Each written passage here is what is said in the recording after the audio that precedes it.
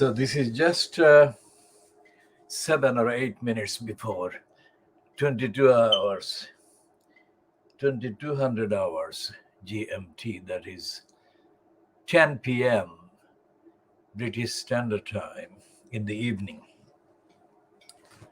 of Sunday, the 2nd of January 2022.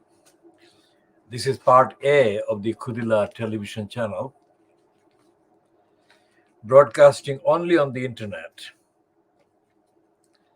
And we are continuing conducting the world exclusive diagnosis of Fleet Street. And these editions are generally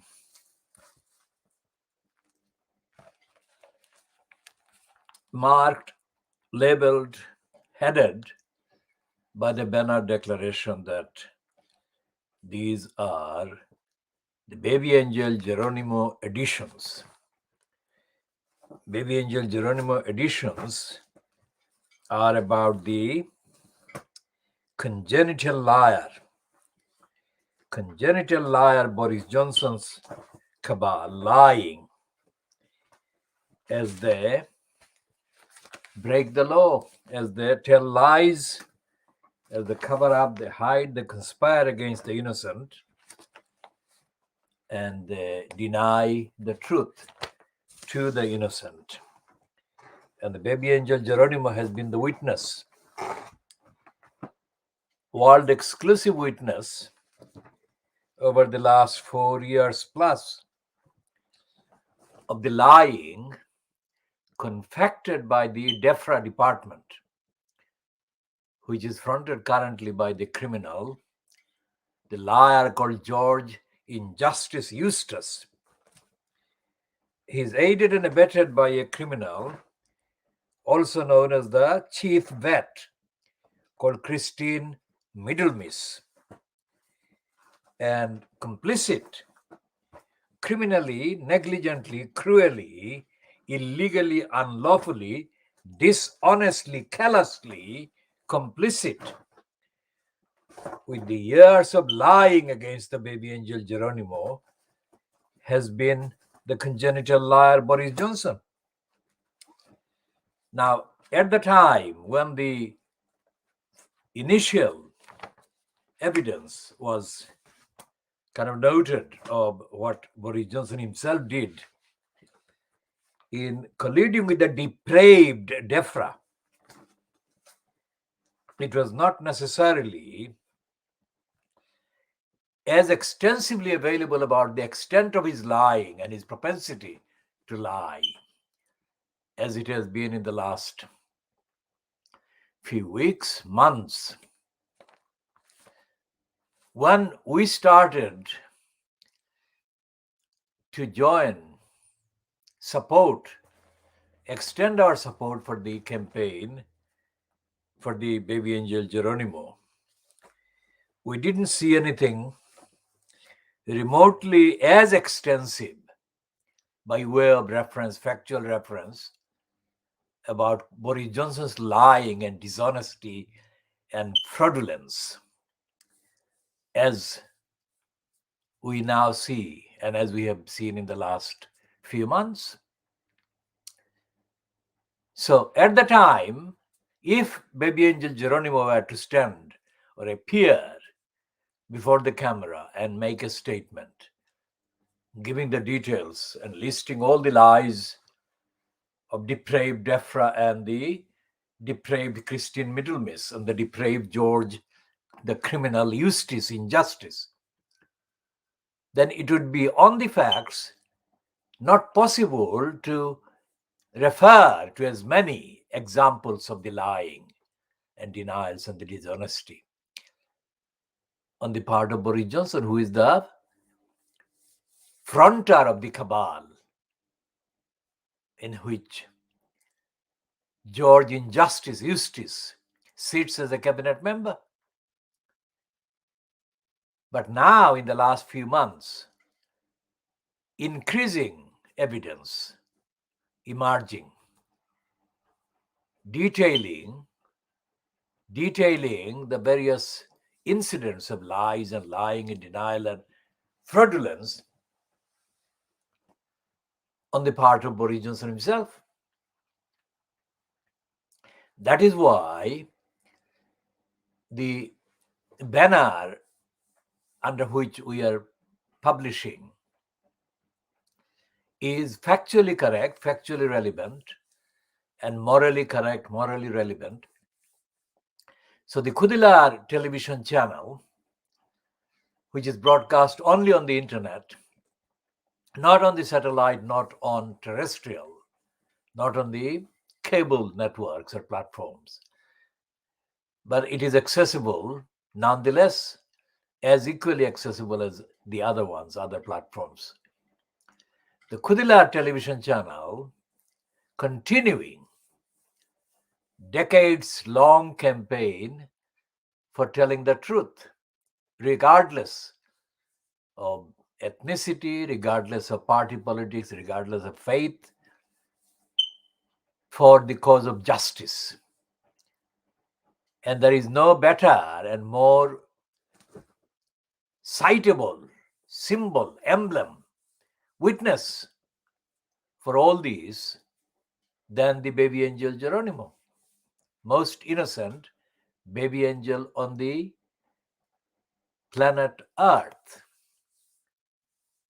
So, from time to time, depending on the actual emergence or updated versions of the evidence against Johnson and against his cabal, against his so-called government, against his regime, we insert appropriate updated commentary that brings up to date our statement about baby angel Geronimo as the world's most authentic witness of the world's most corrupt regime. Why do you call the Boris Johnson fronted cabal the world's most corrupt regime? Because the pretensions that it is the sample example of world-class democracy, world-class kind of leadership, that is so overwhelming that when you compare with the actual contents of the corruption and the lying and the dishonesty, you see that the world-class, disgusting, degenerate regime that Boris Johnson cabal is about. All the evidence that has been available shows and will continue forever to show that baby angel Geronimo is absolutely in perfect health, has been always in perfect health. And to defame and to demonize that perfectly healthy baby angel Geronimo is to deny the universality of the truth on any issue. And that's why baby angel Geronimo encompasses, contains all aspects of the lies, denials, untruths, and dishonesty and depravity that Boris Johnson himself embodies in the context of the evidence that he has chosen corruptly, dishonestly to deny. And it applies to everything else, every aspect, every decision, and every lie. Because, for example, the issuing by Brenda, that is the name that we use for Queen Elizabeth II, issuing by Brenda of these honors. Of course, the so-called honors are disgraceful. When you give somebody like Tony Liar, B-Liar, Liar, this is the spelling we use for the name that we have started calling him, Liar, from the late 1997 onwards. And I say we, I refer to the movement defending the community in the East End of London, movement defending the values, universality, the morality, the ethics from the East End of London to aid and support and solidarize with all the campaigns for justice, all the campaigns against corruption, all the campaigns for accountability, and all the campaigns for an end to violence, criminality, conspiracy, and warmongering and war trades.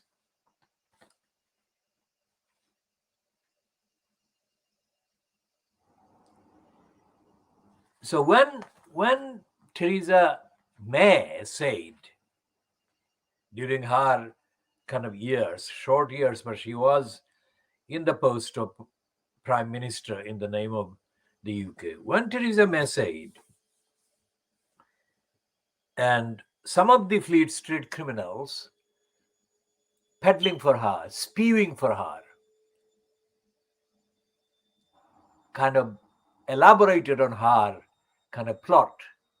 The line was that she herself personally opposed Brexit. That is to say, she had supported, Theresa May had supported the UK's continuing membership of the European Union.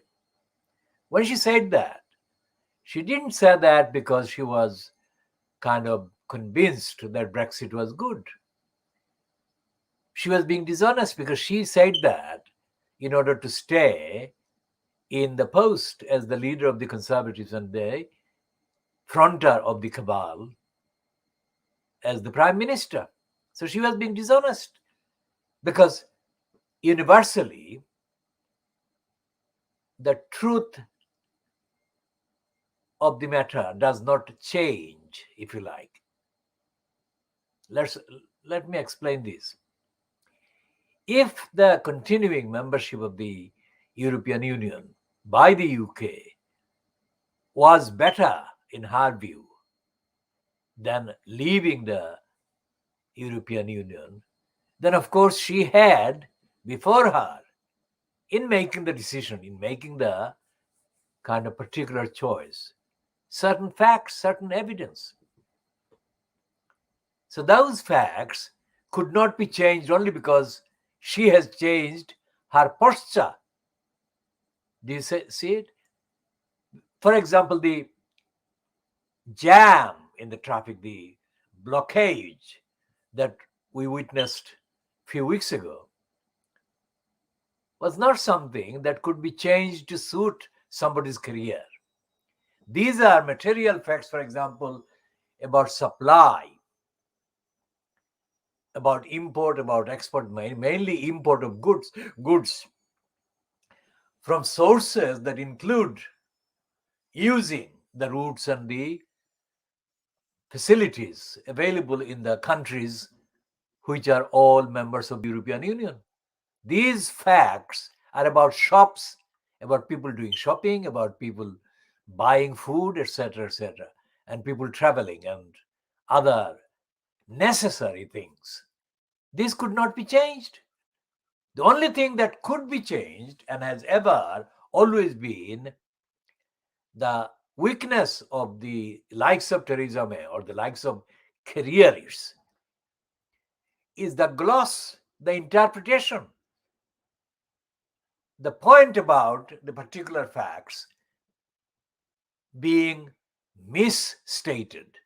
For example, instead of saying that we do need food, we need materials to be imported from countries that include the European countries, they're saying, well, we'll go to India. For example, the front page of the Times yesterday, that is Saturday, said that there has been a deal, a visa deal that would entitle thousands and thousands of, hundreds of kind of Indians to come to Britain and vice versa. That is to say, similar numbers or significant numbers of people from the UK would be able to go to India by avoiding all kinds of restrictions about visa, surrounding visas. Now, that's not a substitute. That is not a substitute to having access to goods and materials that cannot be available from India. Never. Because India is thousands of miles away and France is only the other side of the channel. And it's a matter of hours to get the same kind of access to goods and services from, say, India. It would take months. And it is simply not on. So when Theresa May said that she was convinced that Brexit would deliver all the things that were necessary for Britain, she was lying. She was lying on that fact. And she was in denial. And she was not being called to account by her party or her side, because what she was doing was to appease, to give the reassurance to the racists and the morons that wanted Brexit to happen in that way, in that drastic way. And they misled the ordinary voters, the little Englanders, into thinking that Brexit was going to deliver. And they said that there will be world access to the world that the UK had been denied or prevented from having because of the European Union. Absolute lies. So when Boris Johnson lies, tells lies, is not unique. Boris Johnson lies maybe more frequently than, say, Theresa May lies. Boris Johnson lies more frequently than, let's say, David Cameron, whom Dennis Skinner remarkably called Dodgy Dave, years before Dodgy Dave was exposed as a Dodgy Dave. Years and years before Dodgy Dave was exposed as Dodgy Dave. So on that one, Boris Johnson actually is not unique in the sense that he lies. He lies, Cameron lies, Theresa May lies. For example, when it was disclosed during a piece published mainly by The Guardian and written by Amelia Gentleman. Amelia happens to be married to Boris Johnson's brother, Joe Johnson. But it is nothing to do with her marriage to Joe Johnson, whatever. But she was writing in The Guardian, and she wrote about the Windrush generation, the people from the Caribbean, mostly from the Jamaica, but other Caribbean islands, who arrived in the ship called Windrush. But they arrived by other ships as well, but or other means. But the Windrush generation became remarkable because of this bulk of the people that came from that part of the world in that ship, and the kind of credit that they were kind of owed by the UK, which invited them, which needed them as workers that were not available in the population that existed in the indigenous kind of demography. A very comparable situation exists now, has arisen now in the last months. Increasingly, day-to-day common ordinary shortages of personnel, physical labor, is being felt and recognized. But it's not being recognized in a kind of dramatic, loud, noisy way, but it is being recognized. So we'll go back to that later. Now, Theresa May, which is a name that actually deserves or warrants to be explained contextually, politically, ethically, and morally, because she started, when she launched herself as a, quote, name in the conservative context, say the early part of this century, she did that by lying, because she lied when she said that people thought of the Conservative Party as the nasty party. Now, that was a lie, not the lie about the fact that people did think the Conservatives are the nasty party. People do think the Conservatives are scum, like Angela Rayner kind of brought to the platform, if you like, political platform, by saying that and being accused later that she was being hostile to the Conservatives. She wasn't. She was only telling a very small part of the truth that wider public, numbers of people in the country actually think. And since she was made by Starmer to stage an apology for saying that, more and more and more and more evidence of how scummy the Conservatives are have been emerging. So Angela Rayner remains vindicated. And if she has the moral courage to continue, she will be continuing to be vindicated on other aspects and amplifications of the evidence of how the Conservatives are scum. Scum meaning they're nasty, like Theresa May had said. So when Theresa May, launched herself as the person who began to admit that the Conservatives were being shunned by the voters because the people thought that the Conservatives were the nasty party, she did that way before she became an MP. But that was her attempt to become an MP, which she later became duly. But when Amelia Gentleman wrote that piece based on the Windrush generation, one of the disclosures came across about the role that Theresa May played when she was David Cameron's cabinet member as the Home Secretary. And it emerged that Theresa May was of the view during the 6 years or so as Cameron's Home Secretary that a hostile environment should be created to deal with the migrants. And that hostile environment, according to Amelia Gentleman and others, adversely affected the human rights of the people, also known as the Windrush generation. Now, that was something that clearly exposed Theresa May as being as nasty herself as she had claimed the rest of the Conservatives to be. And it goes on. When a year after Brexit referendum, Theresa May launched this thing called diversity.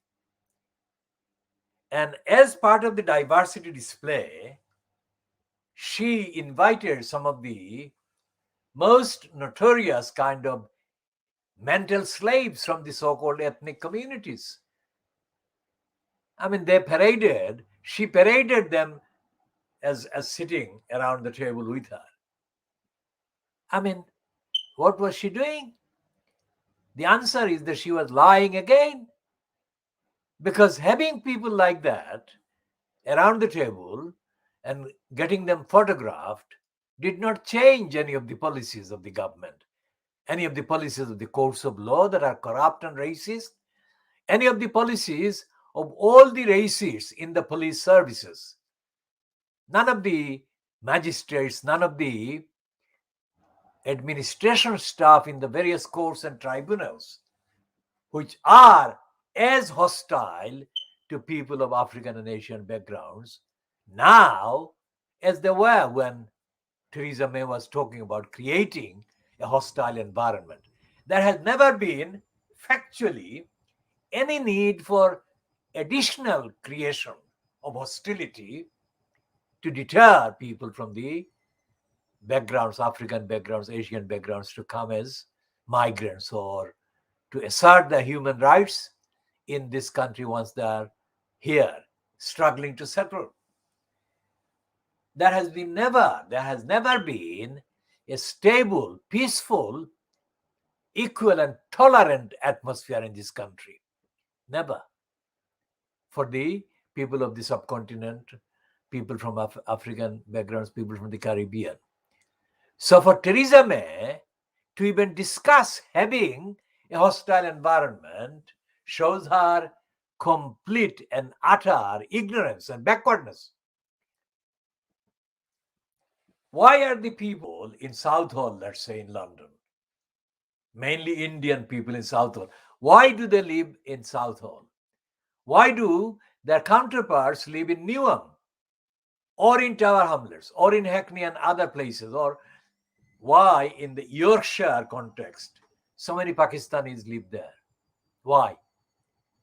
The answer is the ongoing hostility to people of those particular backgrounds and identities in terms of ethnicity, origin, descent, that is, descendants. So, what we do in this program is diagnose Fleet Street against all these factual backgrounds and evidence. And we do that by spotting the latest incidents, latest perpetration of that collection of racist denial by the papers, by the Fleet Street papers. And by extension, we include any topical events like the behavior on the part of Brenda, the Queen Elizabeth. It has been stated in part of the explanation in covering the reported conferring of the highest version of the knighthood to or on the Liar.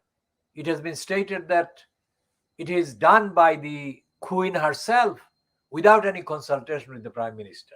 That is a lie. That is an absolute lie, because Liar is somebody that Boris Johnson actually has praised many times. In fact, he has said that he is going to be like Liar. To that extent, Liar is a conservative model.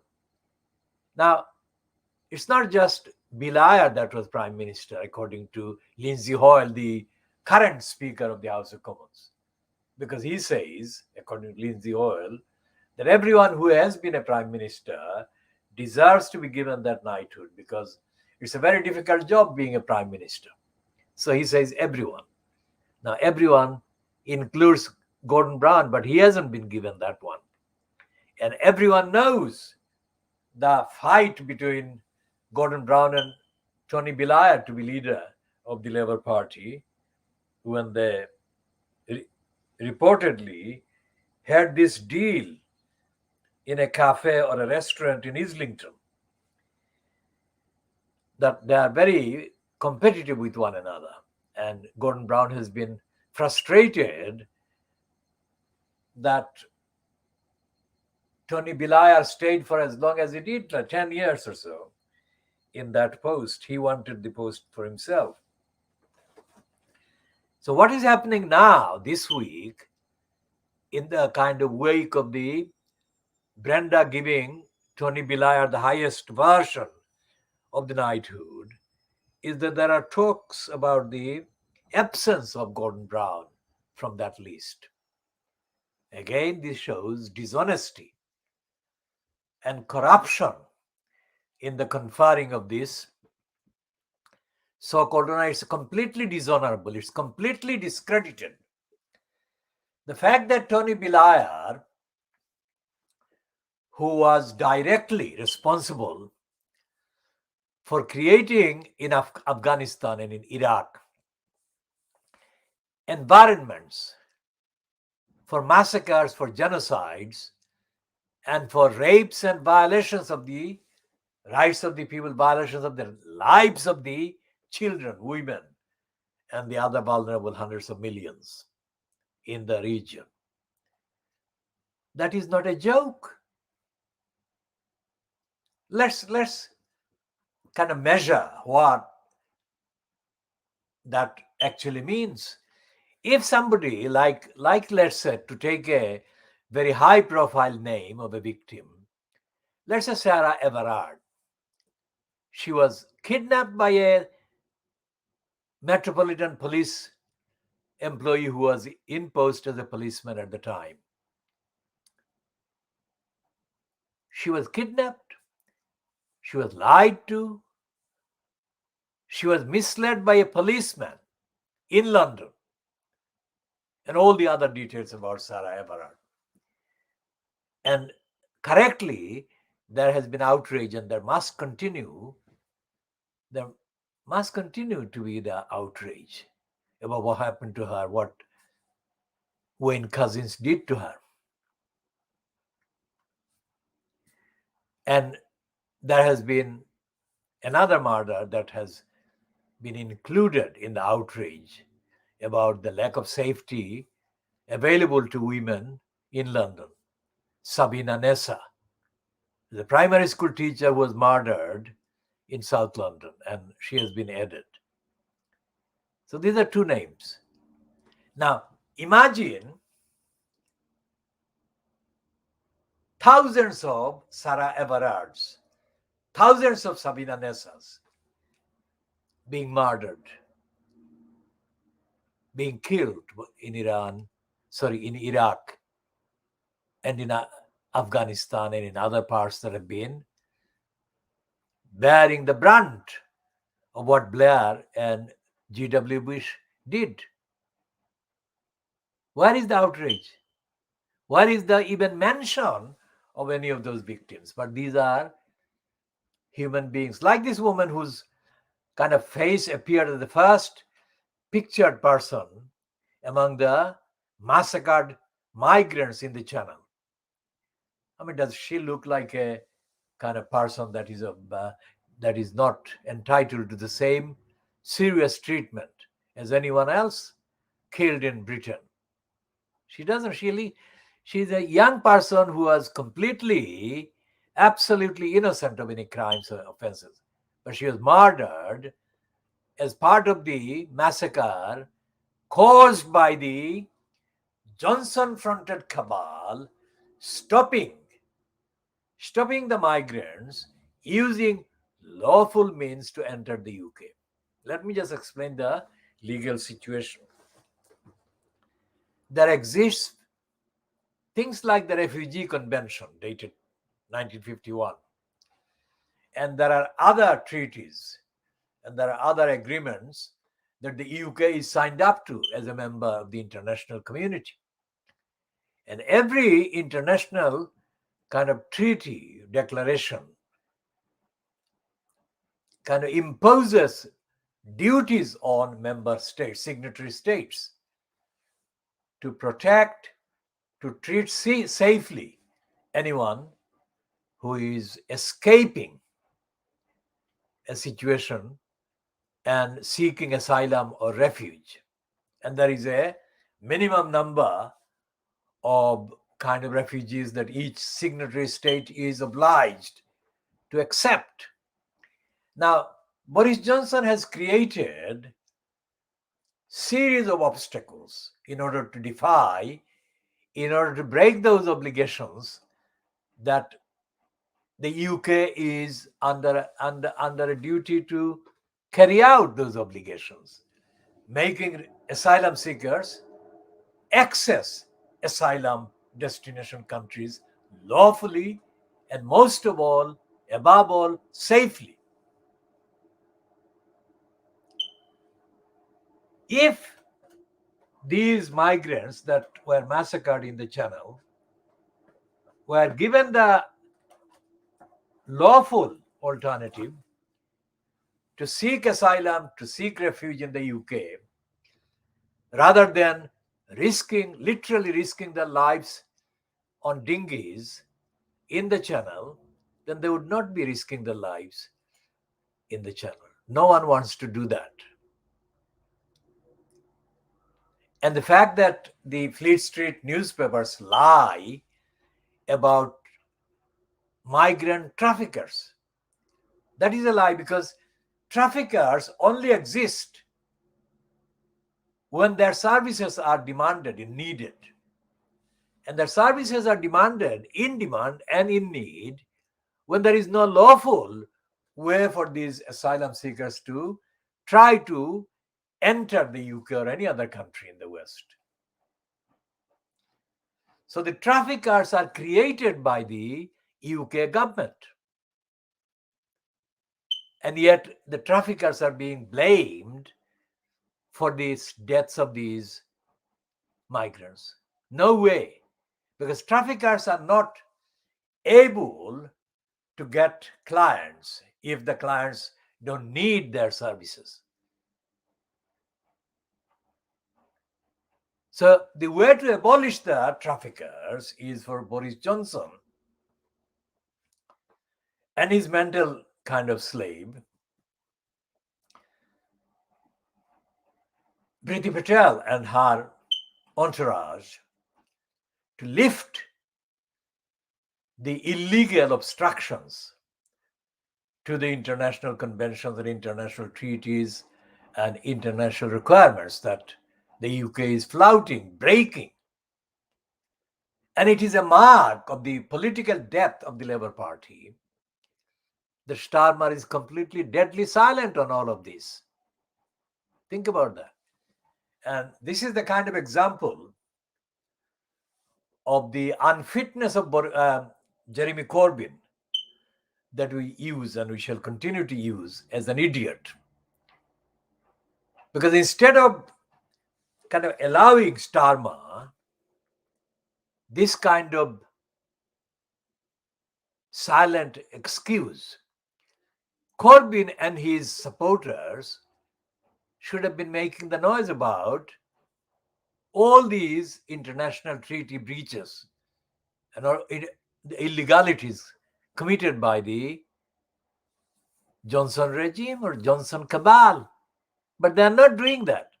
You cannot find one single mention, even by Angela Rayner, come to that, or by David Slamy Lamy. I mean, David Lamy has been given this post precisely because he is a mental slave, well before Starmer ever surfaced, even as an MP. When he first got the post or the slot that Barney Grant had in Tottenham in Haringey, David Lamy imitated the actual accent of Paul Boateng. And as we have posted recently, has he lost them? He has lost them, but he has lost them after years of pretending to be Paul Boateng. Not that Paul Boateng, in our estimate, is a worthwhile model, but that is what David Lamy did.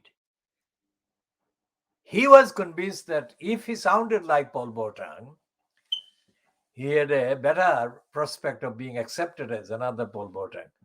Now, Paul Boateng's political opportunism, first as the first so-called black member of the GLC, and then later as a member of the corrupt Tony Blair's sub-cabinet, is disgraceful, has been disgraceful.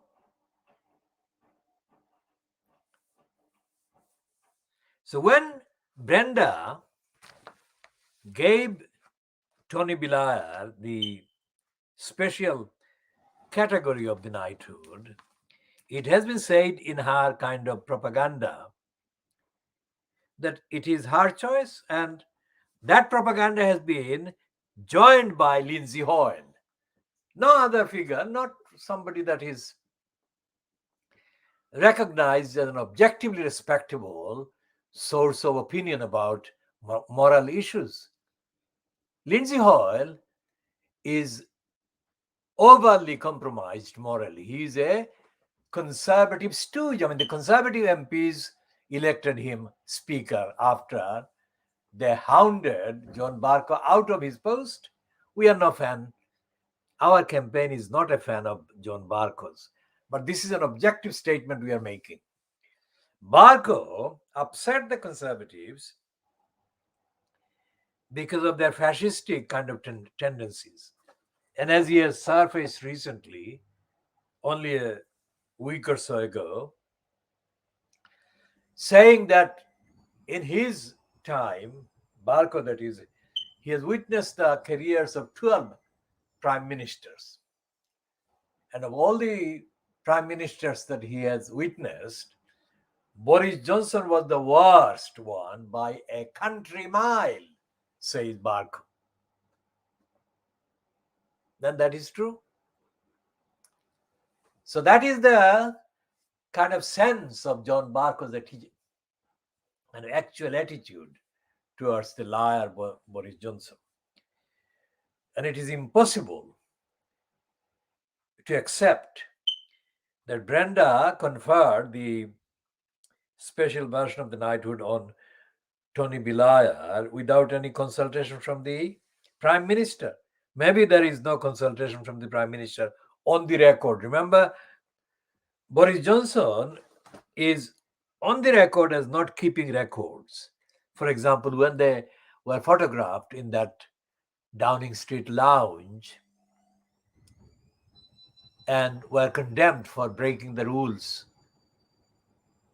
the lockdown, not COVID rules of distancing and not having social meetings, they said it was a work meeting. And then when they were pressed to provide evidence of records of the work that they were they claimed supposedly to have done or have been doing during that time, they failed. They said they didn't record.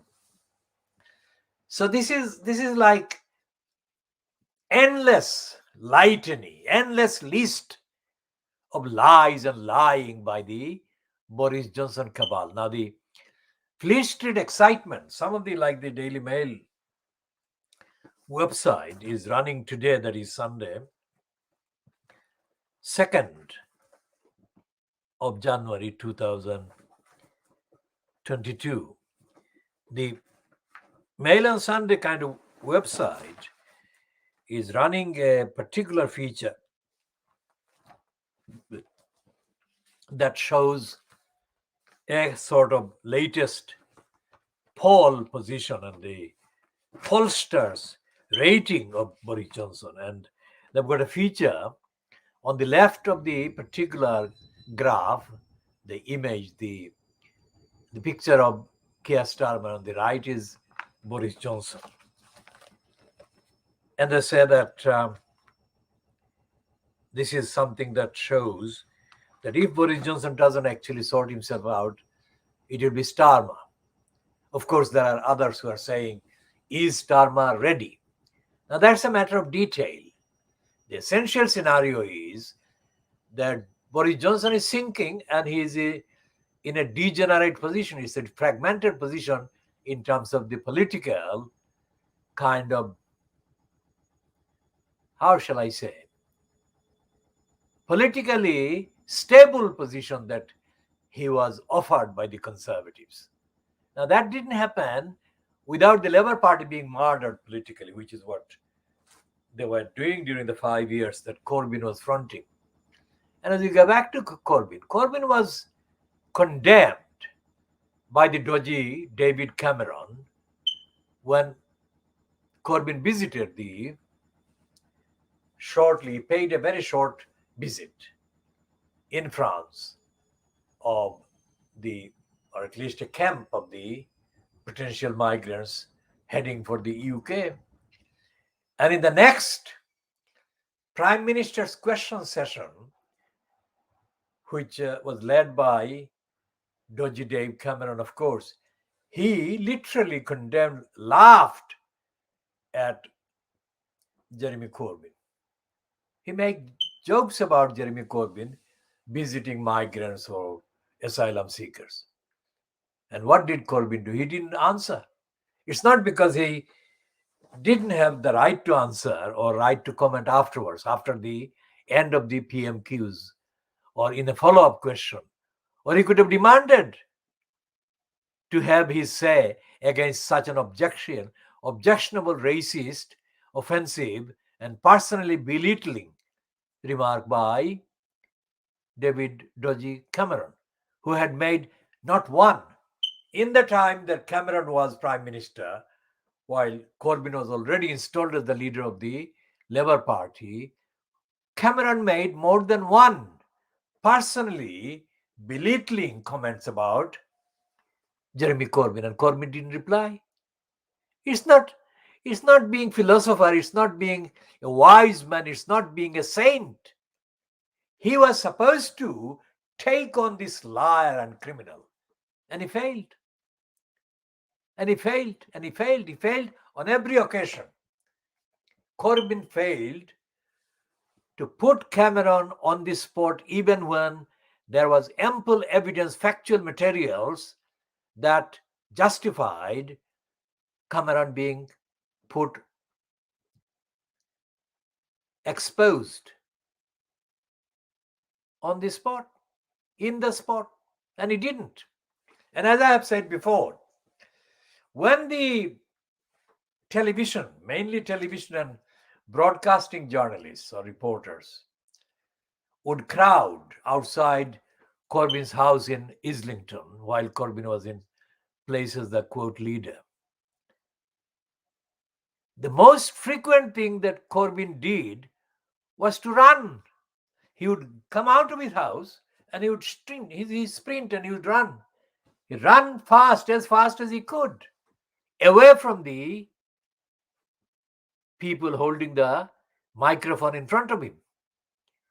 Now that, to me, that actually sums up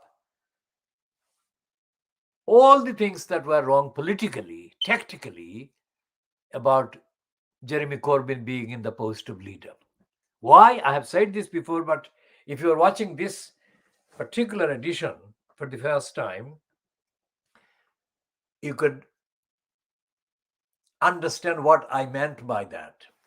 Say, for example, there was this sea of kind of attacks on Corbyn being an anti-Semite, or Corbyn allowing anti-Semites kind of attacking Jewish people.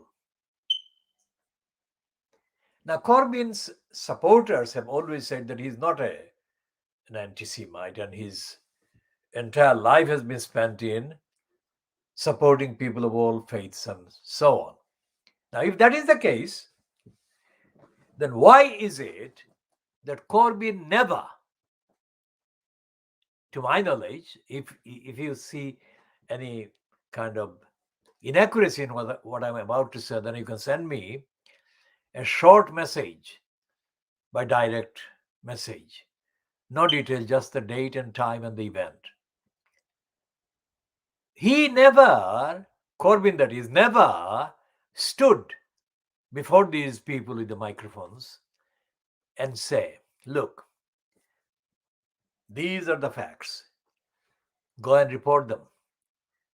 And I totally deny this, and I'm demanding that you examine the evidence of all the states in the world, including the states in the Middle East, and look at how many of these states are breaking the United Nations requirements for equality, human rights, and all the rest of it. Corbyn never did that. Corbyn never did that on the floor of the House, even when he was asking questions.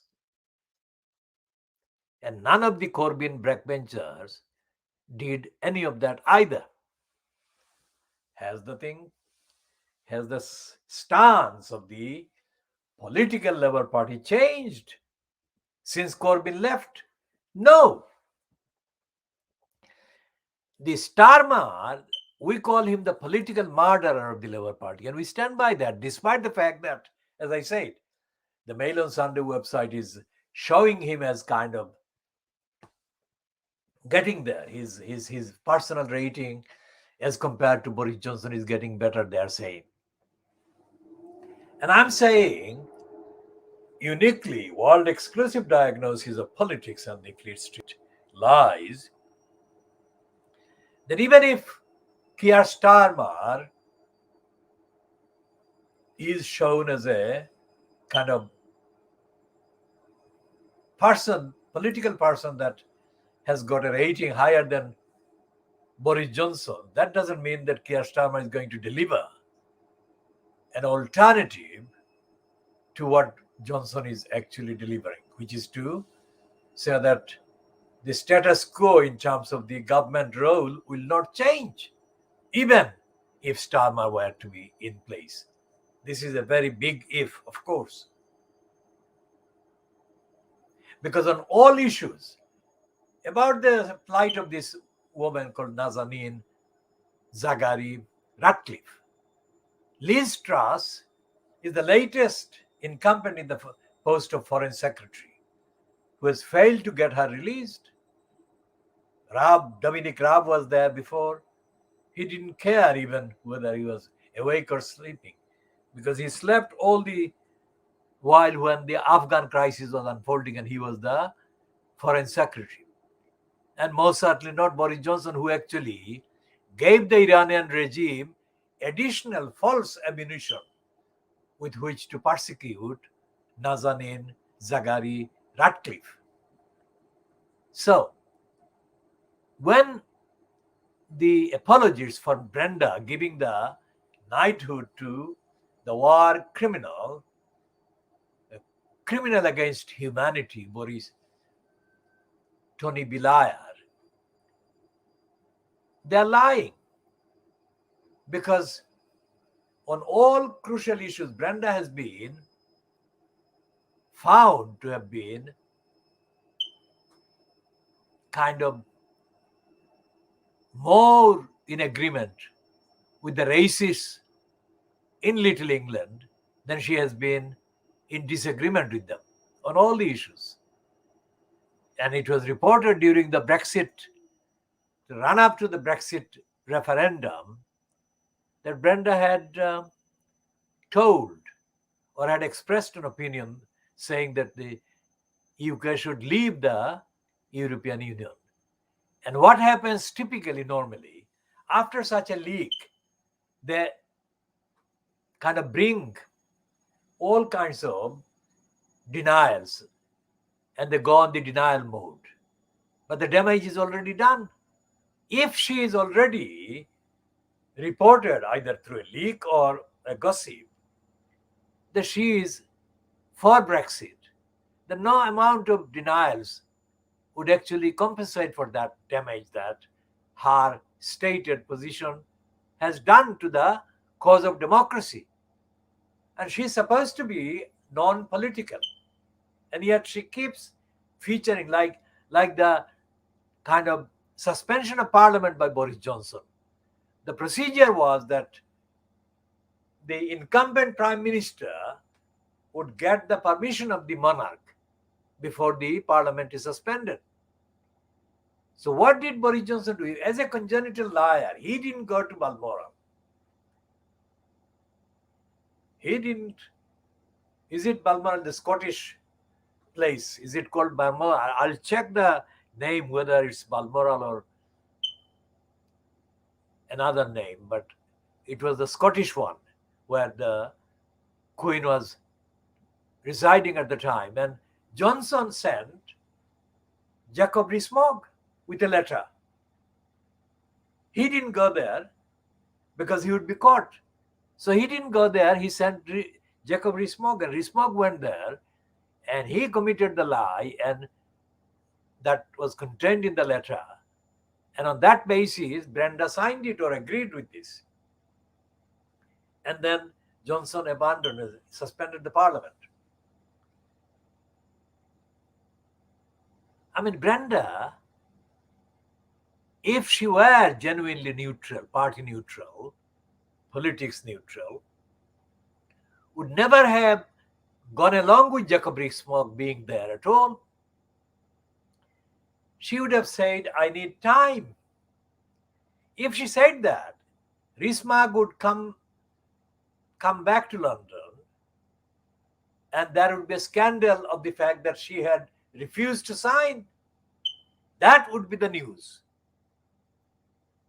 But Brenda never does refuse to sign anything. And no matter how widely reported Boris Johnson's personal character as a congenital liar is, she keeps signing things that suits him. And so, with Tony Blair, he's ideal because Johnson has mentioned Tony Blair positively more often than he has mentioned any Conservative Prime Minister.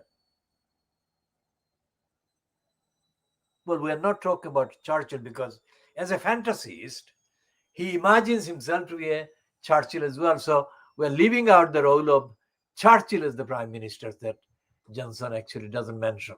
He does mention, but that is in a different context, comparing himself with Churchill. With Tony Blair, he was comparing his policies with Blair's policies. So no matter what the excuse is, what the apologists say about Brenda giving Tony Blair that particular version of the knighthood without consulting with the Prime Minister, that is a lie, because she must have got a sense of actual attitude to that conferring. And she knew that it would be welcomed by Johnson, even if she formally didn't consult him about giving Tony Blair that particular version of the knighthood. So going back to the relevance and acceptability and the purpose of the honors. In the package, in the list of honors that she has given this time, which contains Boris Johnson's political ideal, Tony Blair, it also contains a knighthood for this kind. They're calling her the first black woman to be given that knighthood. It's a woman called Amos. Now let's ask the question, anyone watching this, what has Amos done? What has she done other than being citable as a black politician or black member of the Labour Party? What has she done? There can be nothing that can be actually mentioned in her favor, comparing her with the whoever, the kind of ideal combination of contributions that warrant a person being given that kind of state label. And then, of course, there is this Trevor Terrible Phillips. Trevor Terrible Phillips is a mental slave who is very dark-skinned, and I make a mention of this dark skin very often. Why? Because when he is put on a display, visual display, nobody can mistake him for being a white person. And that is the trick. If there is a nephew Tom on display parade, then it is obvious that the nephew Tom is serving his racist operators, racist handlers. And that is what Trevor Terrible Phillips has been doing for 40 plus years. And as I said, in 1976, I confronted him at a meeting held in the University of Sheffield. And I asked him 4 questions, none of which he could answer, but he's not the only one who couldn't answer my questions, as I say. And this mental slave was there at the University of Sheffield on behalf of his political racist masters and mistresses to sabotage a campaign that I was one of the leaders of, the campaign against the racist obstruction to students from the Commonwealth countries and the overseas students, let's say. And we were doing the campaign throughout the various universities. And Sheffield was the university at that time that we were kind of located in, based in. And when I asked him the questions, Trevor Terrible Phillips failed to answer any of the questions. It's not my account. Others who were present, or campaign supporters, my colleagues, said to me, "How did you do that?" I said, "What do you mean?" They said, "You asked him the questions and he couldn't answer. How did you manage to do that?" I said, "Well, it's not a one-off. This is what happens with most of my questions, most of the times, because when I ask questions, I don't go for the kind of opportunistic, careeristic aspect or angle. I go for the truth, the actual truth. And when I seek the actual truth and truthful answer, the liars I'm asking the questions of are not able to answer. So it's not Trevor Terrible Phillips an exception. All the liars that I have so far, I mean, I was talking about all of that in 1976. I said, all the liars that I questioned failed to answer the questions. But the fact was that he was defeated and our argument continued. So we continued to campaign against at that time it was the Labour government, 1976, which had been raising the fees for the students coming from abroad. And we were focusing on the students coming from countries with poorer economies. So the affordability, the ability, financial ability on the part of the students from African countries, Asian countries, and other countries in similar economic situation were affected by the increase of fees by universities, British universities. So what happened with Trevor Terrible Phillips is that he has been the kind of house, the mental slave in the house of his racist masters and mistresses. And that is what he has been doing. So when it is mentioned that he has been given the knighthood for services to equality, for heaven's sake, what equality? What equality? Terrible Phillips has no idea about equality because, as I said before, in the 1980s there was a meeting held at the Friends Meeting House in Euston, near Euston area, and the meeting was chaired by Trevor Terrible Phillips, but the main person, the main guest was the then editor of the Sunday Torygraph. And before the actual proceedings started, I mean, in full swing, let's say, it's at the introductory stage, the first person in the present in the gathering to ask a question of the chair or make a comment was a man called Mike Phillips. Now, Mike Phillips is the biological elder brother, not necessarily in the same sequence because there have been several brothers in the family.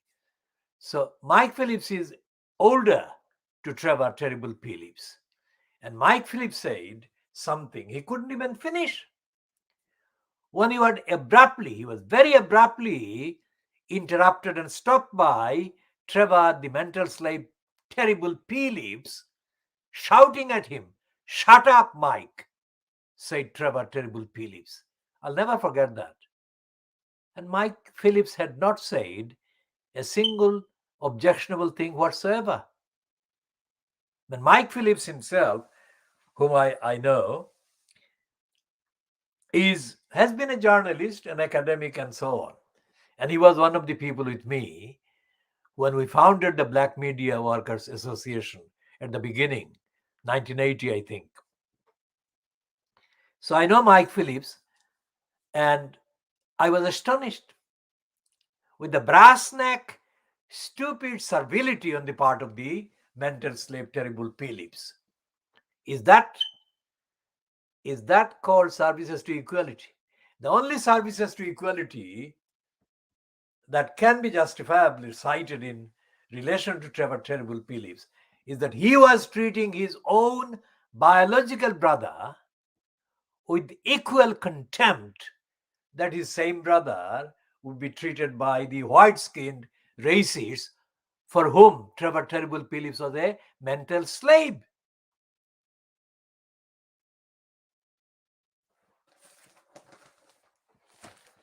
I mean, there are other kind of examples of conferees or couriers of so-called honor. Now, there is no example of any of those others, coming from the background, similar backgrounds, African or Asian backgrounds.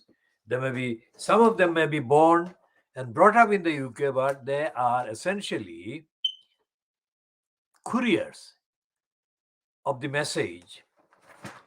Let's say the combined message of Robert Clive of the East India Company and his predecessor, well, not his predecessor, his descendant in terms of the sequence, chronology, Thomas Babington Macaulay. Because as we have posted during the day, that Peter Hitchens, the Mail on Sunday columnist, has published a comment. He hasn't named a particular police force, but he has mentioned that he asked the police to answer his question about this Windsor Castle alleged intruder. The alleged intruder into the Windsor Castle in the last week or 10 days is described as of Sikh, that is Sikh as the religion, Sikh origin, but most likely is when born in this country. Now, that alleged intruder, according to the newspaper reports, had published his kind of manifesto, his aims and objects for wanting to do severe damage to Brenda. Let's put it kind of in that way. And he said that he was motivated by the events of 1919 in Amritsar, also known as the Jallianwala Bagh massacre. Now, Jallianwala Bagh massacre or Amritsar massacre was carried out by the British colonial forces in 1919. Amritsar or Jallianwala Bagh is a part in the Punjab. And several hundred peaceful protesters against a particular decision at the time were massacred by the British forces. So this particular alleged intruder says that is what he was going to avenge by doing serious damage to Brenda the Queen. Now, we are not going into why he should do that or why he should have said that, but that is what he has reportedly said. That is on the records. It's not the records that are confined, they are not privately circulated, they are all publicly available, obtainable evidence of his claims. And yet, Peter Hitchens, who is the one that pretends to be the kind of exception to the Fleet Street pattern, he's not an opportunistic careerist, jobbing journalist or writer. He has got a conscience, and he often appears on the BBC and other slots as somebody who has got a claimed exceptional attitude that doesn't represent the norm of Fleet Street or journalism or whatever. Now, he says that he asked the police whether they were investigating or looking into this alleged intruder's motive caused by his use, or possible use, of drugs. Now, think about this. I have said about Jallianwala Bagh, and I've said that he has said, this alleged intruder, that he was motivated by that. I mean, there is no suggestion that Jallianwala Bagh is an invented story. the invention being induced by anyone taking drugs. I mean, that is the worst kind of assumption, worst racist, multiply in denial kind of criminality on the part of anyone who would say that the protesters or the avengers against the colonialist British massacre of the peaceful protesters in Jallianwala Bagh were not real, but they had created a scenario because they had taken drugs. How pathetic, how stupid. And yet that is what Peter Hitchens says. He says, when I asked the police whether they had inquired about his possible inducement by drug taking, he says they did not answer. Why would the police even want to answer? I am not a spokesperson of the police by any means, but the point is, talking rationality, why would anyone answer that question? Because it was a completely irrational, stupid question, given the facts that are known already, that this alleged intruder wanted to do harm to the Queen in revenge, as he put it, in revenge for the massacre of the protesters in Jallianwala Bagh in Amritsar. I'll come to that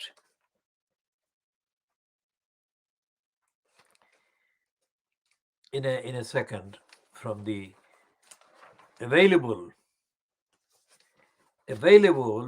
records. Now, the Observer, which is owned by the Guardian now, it was for a very long time an independent kind of, in terms of ownership, it was independent in a way that it is not anymore. But although it was independent, it was for quite a while owned by a controversial criminal with apartheid South African links. I mean, the Observer's ownership,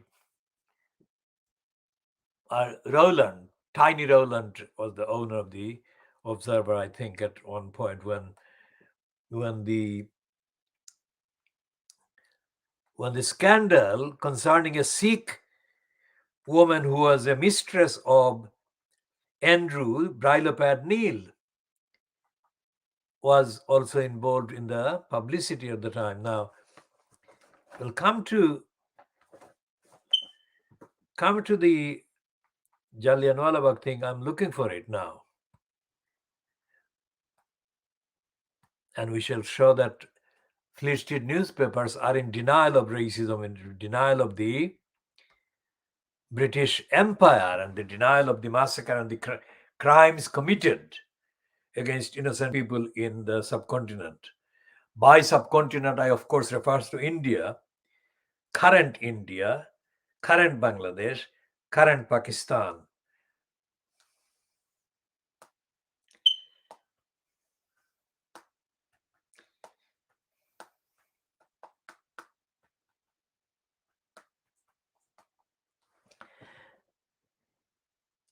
Now, there is an admitted title in the Wikipedia, which is called Jallianwala Bagh Massacre. And Jallianwala Bagh, as the map shows, is in the Indian Punjab. Although Punjab is a big kind of place, but the Pakistani side of Punjab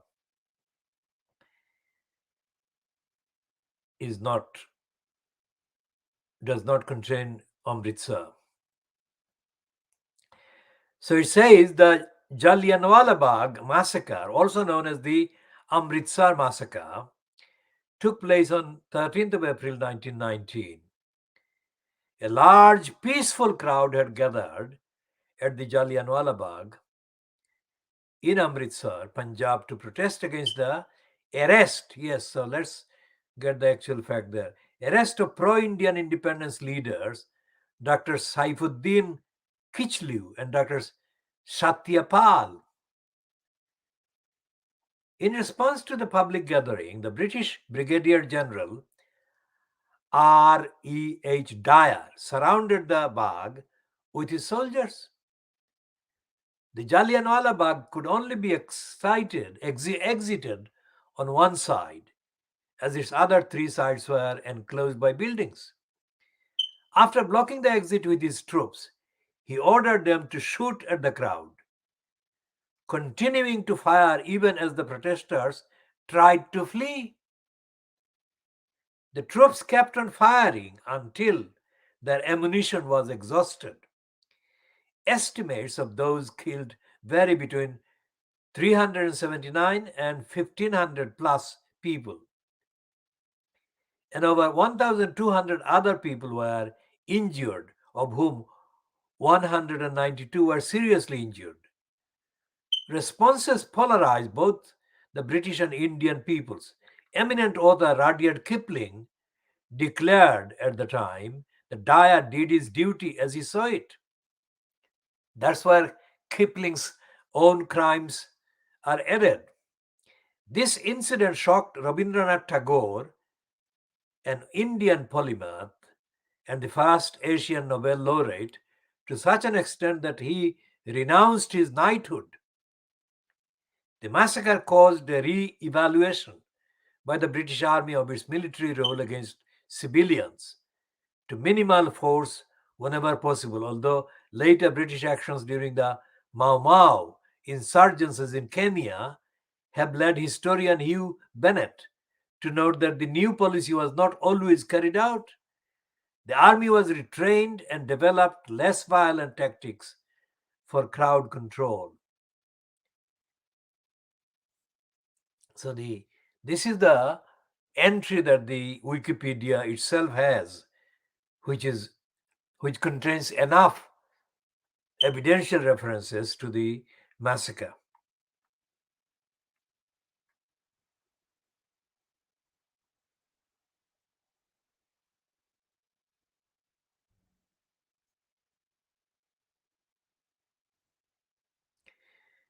And we shall not talk at length because this is already available online, this Amritsar massacre, and also there are already references accessible online to the Bengal famine 1943, for which Winston Churchill is blamed. And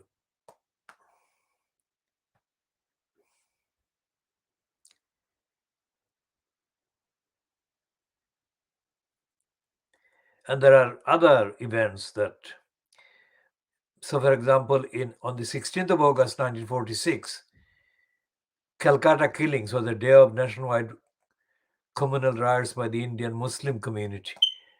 And there are various events that are available, accessible already online. They are not all 100% accurate, of course, but the references are there, the dates are there, and the general framework of references can be then used to update morally and ethically complete kind of versions. Going back to Brenda's conferring of the special knighthood and talking about the alleged intruder,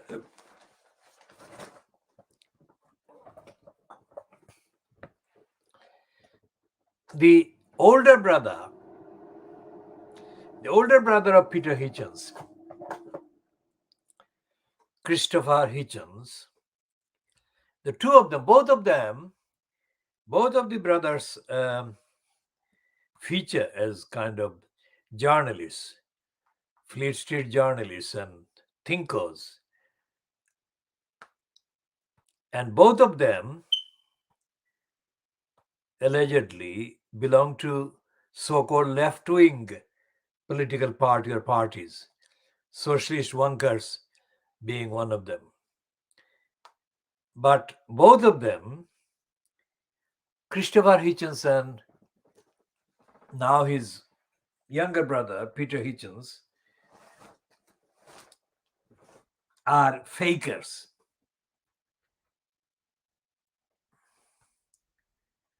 What do I mean by fakers? Like this one that I shall read from today's column.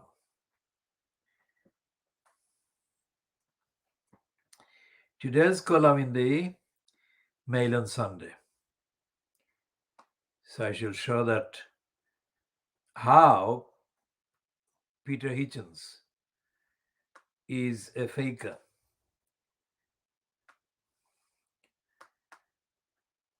But like his brother Christopher Hitchens. Christopher Hitchens attacked Mother Teresa.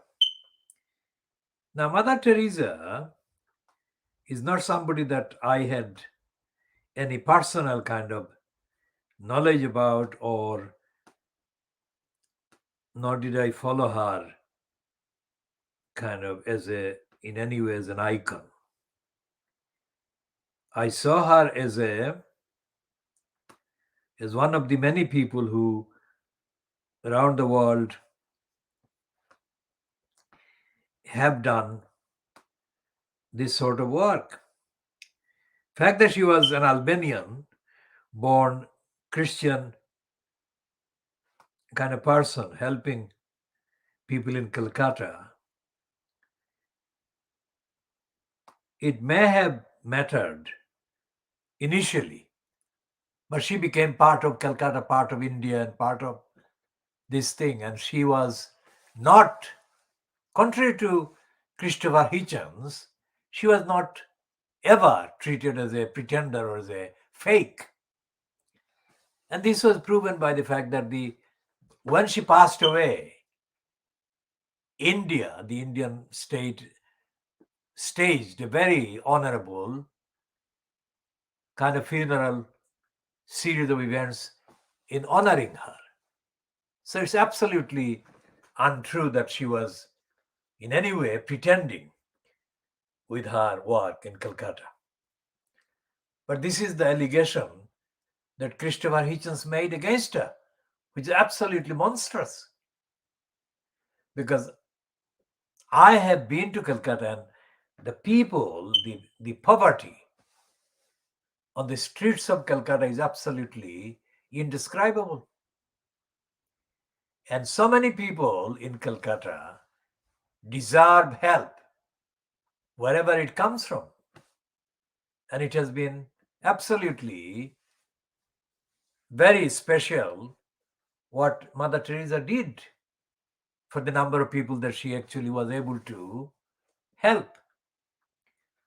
So Christopher Hitchens was outrageous, and he was being in denial of a truth about humanity. So he was serving the evil, because attacking somebody like Mother Teresa could only serve the evil ones, the evildoers. Okay, so here is his brother, Peter Hitchens,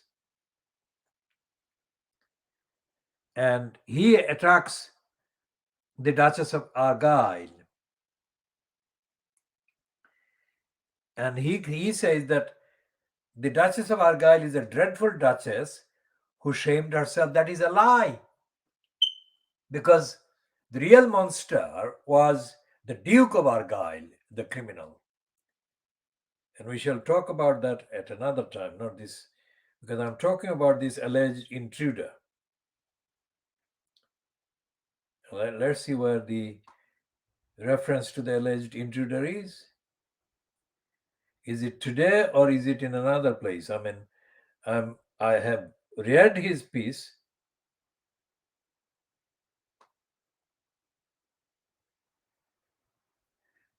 So this is the piece. For some time, I have tried to find out if drugs, especially marijuana, may have been involved in cases of apparently irrational violence. This is because the excellent Ross Granger has compiled the website Attacker Smoked Cannabis, which records the huge number of crazed, violent crimes in this country, where the perpetrator has been found to have been taking this drug. I suspect that is Peter Hitchens. Suspect there are many more where it never comes out. And then he goes on in the next paragraph. The police are astonishingly unhelpful in such matters, says Peter Hitchens. I think this may be because they are rightly embarrassed about their almost total failure to enforce the law against marijuana possession.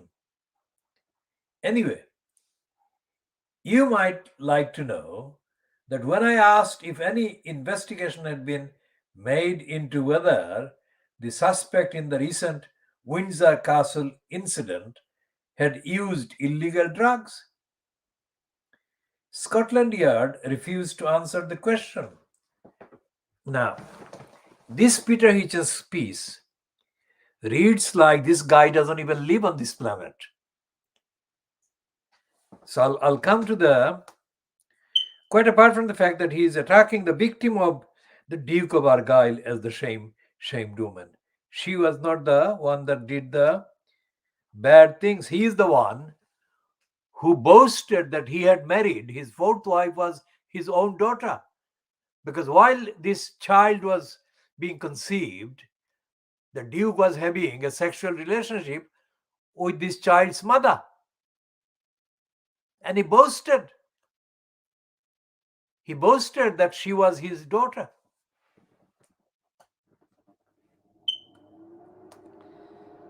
So Peter Hitchens is not a moral kind of commentator at all. He is a sick one. I know Peter Hitchens.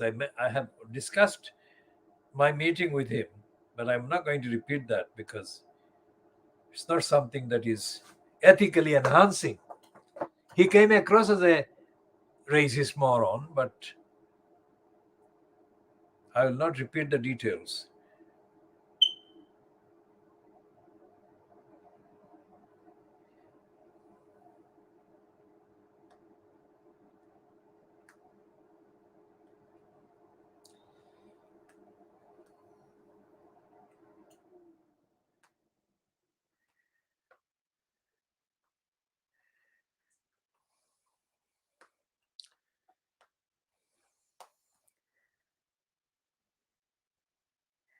Okay, so this is the item in the Daily Mail itself, the very group where Peter Hitchens is allowed to write that stupid piece about marijuana.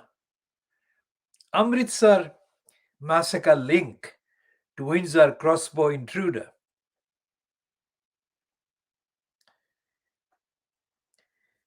And it is an online piece on the Daily Mail website 6 days ago. So it's the Amritsar massacre link to Windsor crossbow intruder after threat to assassinate Queen found on video. So what they're saying is the footage shows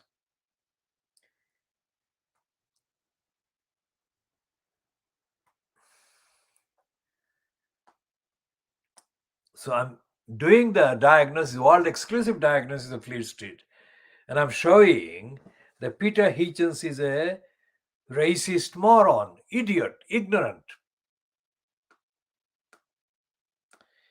Now here is the feed. Footage shows a masked man holding a crossbow and threatening to assassinate Queen Elizabeth has been unearthed as... Now, I'll read the sentence again because I misread the one word, show. It should read showing. Footage showing a masked man holding a crossbow and threatening to assassinate Queen Elizabeth has been unearthed as police hold a suspect over a Christmas Day break-in at Windsor Castle. So the clip understood to have been circulated on Snapchat on Christmas morning, shortly before the break-in at Windsor, shows a hooded man threatening to assassinate the Queen. It also makes specific reference to the Jallianwala Bagh massacre, also known as the Amritsar massacre, committed by British troops against unarmed Indian protesters in 1919. The video emerged as police said a 19-year-old had been detained under the Mental Health Act. The Sun reports an armed suspect was found 500 meters from the Queen's private apartment in Windsor, etc. etc. In the video clip obtained by the Sun, a man can be seen holding a lethal weapon and speaking in distorted voice and dressed in a black hoodie with a white mask from the Star Wars franchise. This is revenge. This is a quotation that this item is making. This is revenge for those who have died in the 1919 Jallianwala Bagh massacre. It is also revenge for those who have been killed, humiliated, and discriminated on because of their race, he says, addressing the camera. Now, we're not going to go into the further contents of that piece because the point of referring to that item is to show that Peter Hitchens is absolutely stupid, because this is a piece published by the Daily Mail website itself. And it's 6 days old, that particular one. And the piece that appears on the Mail on Sunday today must have been open to be edited and updated and fact checked about until yesterday. And yet, Hitchens' piece doesn't have any sign whatsoever of his having been aware of anything to do with even the fact that there was a British Empire in the subcontinent, or about Dyer.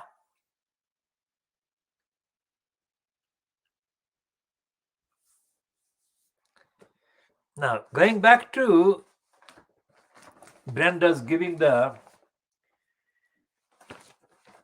dishonor to Tony Liar, here is the advertisement in the papers placed by United Nations Refugee Agency, UK, UNHCR. And the advertisement, the one-page advertisement, reads Afghanistan winter crisis. So temperatures could plummet to 12 degrees. You can help the people of Afghanistan survive winter. Now, why is the Observer not running an investigation piece about Afghanistan? Instead, they are running this plug for Lindsay Oil about Liar being given the knighthood. And the heading is Knighthood for Liar is fitting, says Speaker, as Rao Bruce. And they're talking about the Rao, but that should not be relegated to page 20. That should have been on the front page of the Observer. Why? Because millions of people have been murdered and massacred, and the advertisement by the UN Refugee Agency shows that they are being massacred and murdered and starved and famined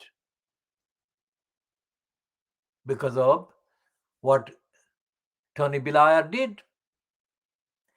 And the fact that there is this advertisement and there is none of the Fleet Street papers is talking about the kind of reason for Afghanistan being in such a poverty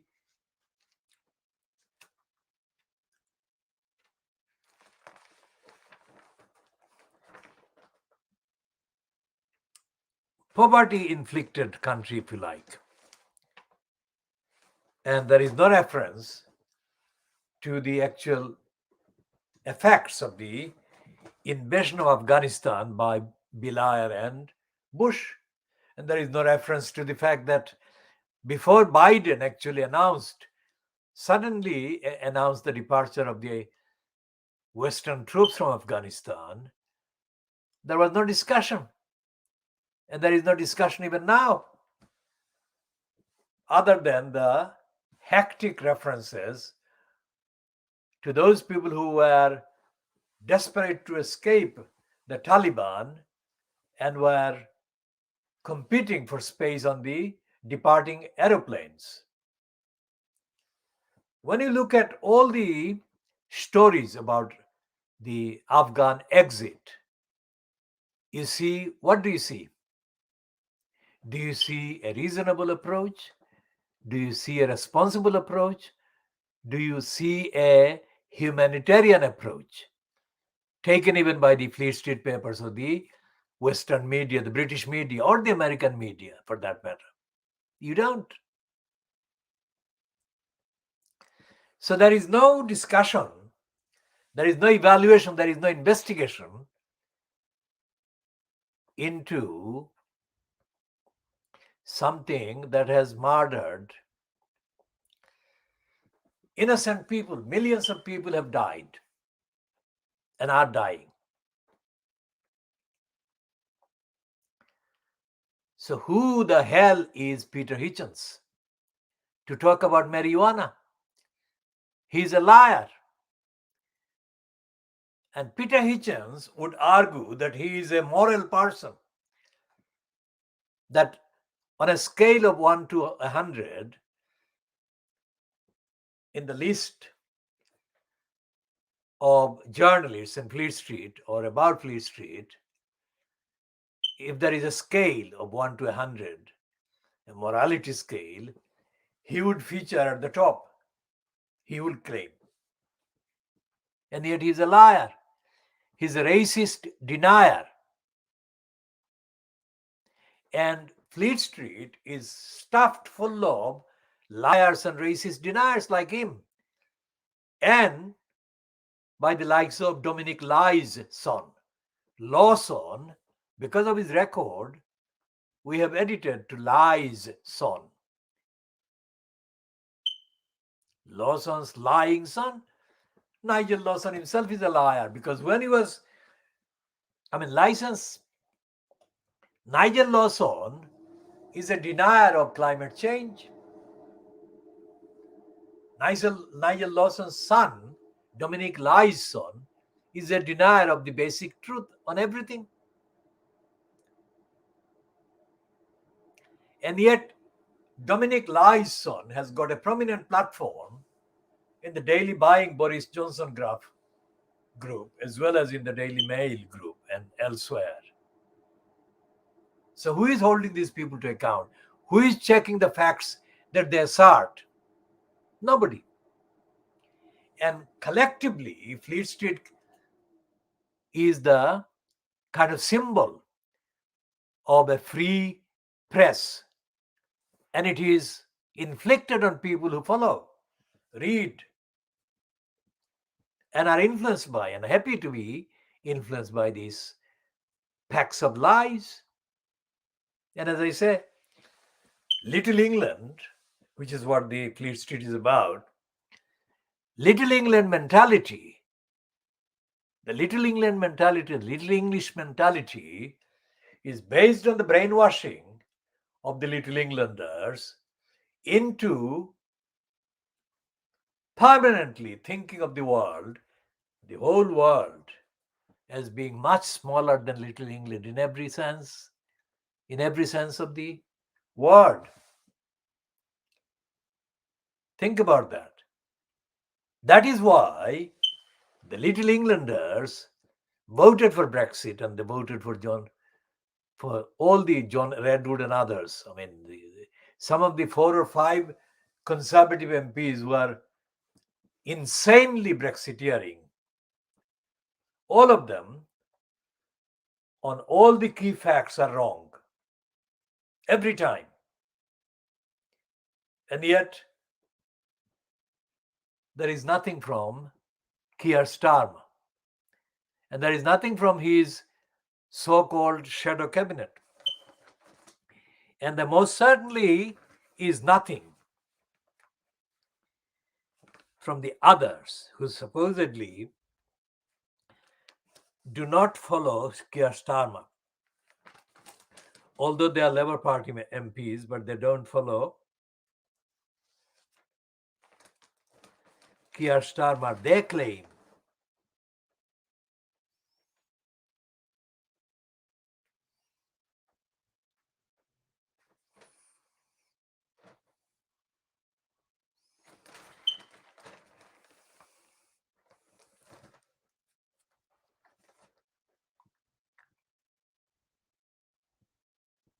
and of all places,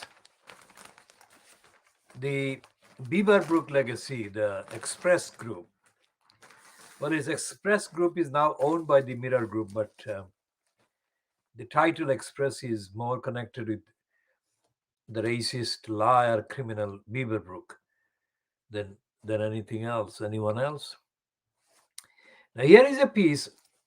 Having said that, this is an odd place for this particular item to be carried in. The Sunday Express says on page 4, Tony Blair knighthood discredits honors. Now, first of all, there is no such thing as honors. This is a complete discredited thing from the start. It was never anything to do with honors. It was to do with dishonors from the start. It was always corrupt. Absolutely always corrupt. So that heading is wrong. And then it says, Tony Blair's fiercest critics yesterday reacted with fury to him becoming a knight and joining the country's highest order of chivalry. For heaven's sake, what is chivalry? He never would join anything to do with chivalry, would he?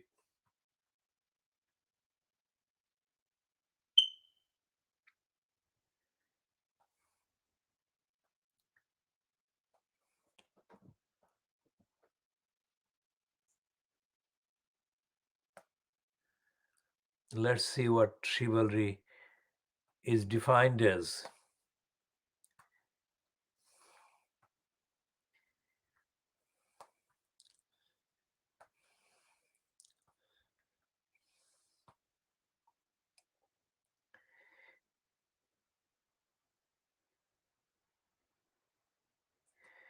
Can you believe this? It says,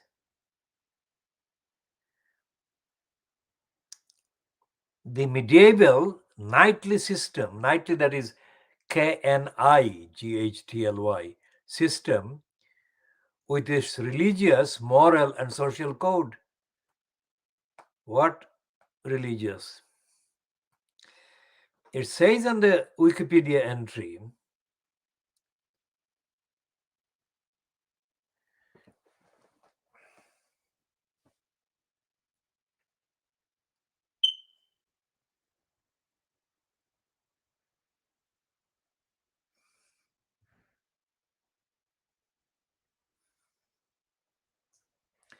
so chivalry or the chivalric code is an informal and varying code of conduct developed between 1170 and 1220.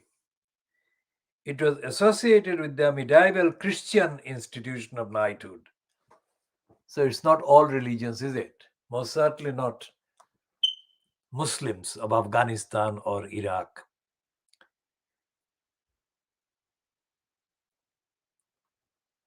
So it says it was associated with the medieval Christian institution of knighthood.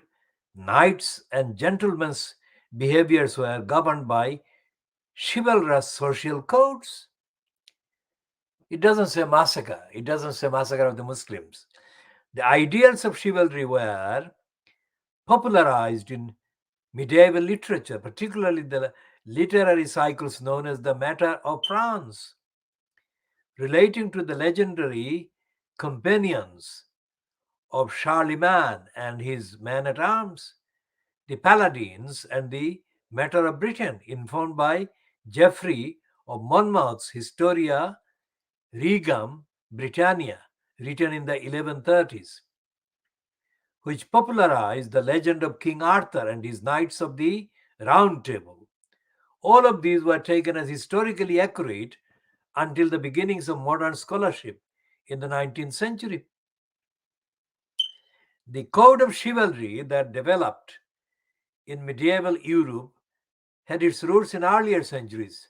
It arose in the Carolingian Empire from the idealization of the cavalryman, involving military bravery, individual training, and service to others, especially in Francia among horse soldiers in Charlemagne's cavalry. The term chivalry derives from the Old French term, which can be translated as horse soldiery. Originally, the term referred only to horse mounted man, from the French word for horse, cheval, but later it became associated with knightly ideals. Over time, its meaning in Europe has been refined to emphasize more general social and moral virtues. The code of chivalry, as it stood by the late Middle Ages, was a moral system which combined a warrior ethos, knightly piety, and courtly manners, all combining to establish a notion of honor and nobility. Now, none of that, whatever version and whatever the origins and roots, refers to massacre. And yet, Tony Blair will forever be remembered for the massacre that he conspired to inflict and the massacre that is continuing.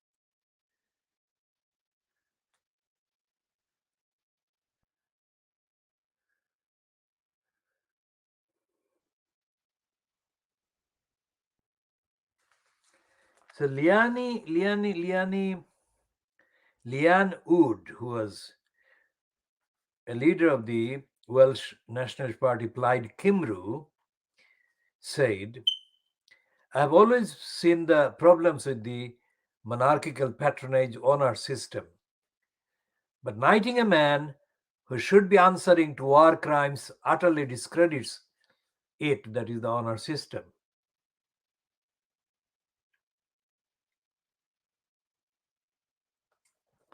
And it says the decisions about who joins the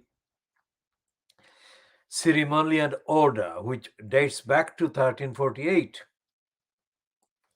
which is different from the description in the entry on Wikipedia about it, are made without advice from the Prime Minister. Now, as I said, it doesn't need advice. Brenda knows what Johnson thinks.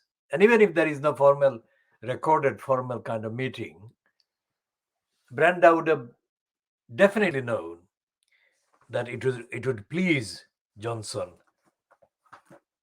if she confers this dishonor on the criminal against humanity.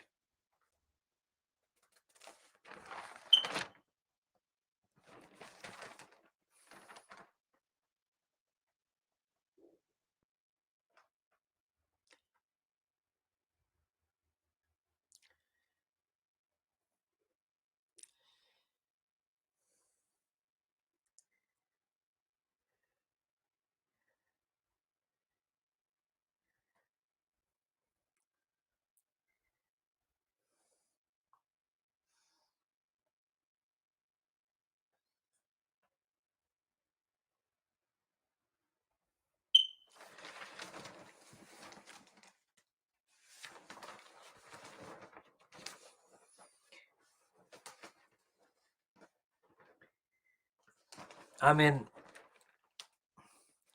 when she confers this dishonor on Tony Liar, the assumption is that her sense of the assumption is that her kind of sense of right and wrong is working. If that were the case, how is it that for several years now she has been shielding her favorite child, Andrew, while he has been deeply sinking in the gutters due to his alleged rape of the woman and other sexual kind of abuse of women? Why can't she make a clean, honorable decision and disown him?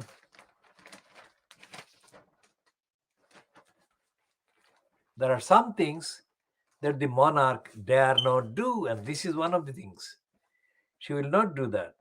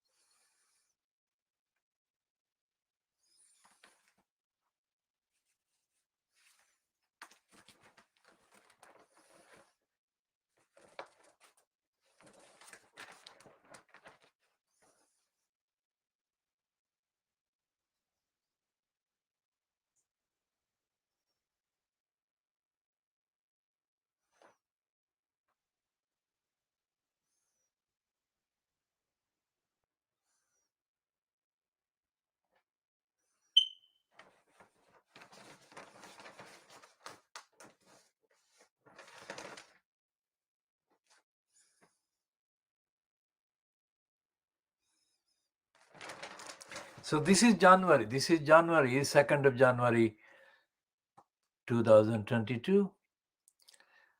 So where do we go in January? We go to Brick Lane, and at the beginning of January 2006, when George Galloway was in the second calendar year after he got in the Bethnal Green and Bow constituency, because the voters of Bethnal Green and Bow had decided to reject Una King, especially after she challenged the voters who wanted her to recognize and support the Palestinian people. She challenged the voters to kick her out at the next election if they didn't like what she was doing. And what she was doing was not to support the people of Palestine.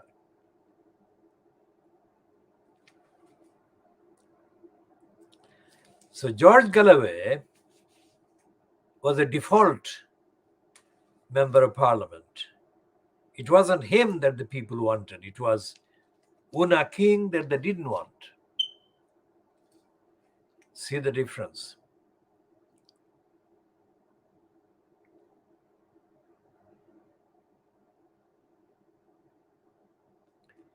And before I continue, here is what I said about Peter Hitchens getting it wrong about the Duchess of Argyll. This is the Duke, the criminal,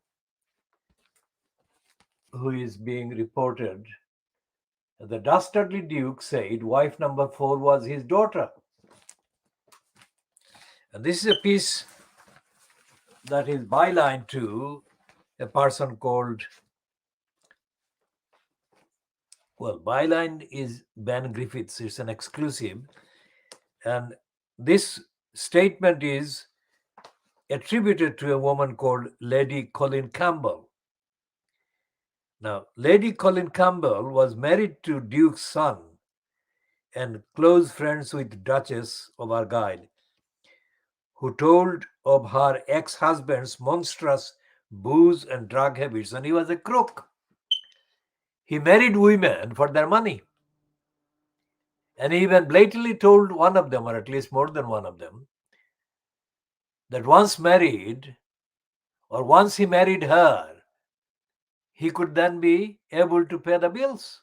I mean, he was completely, absolutely an evil person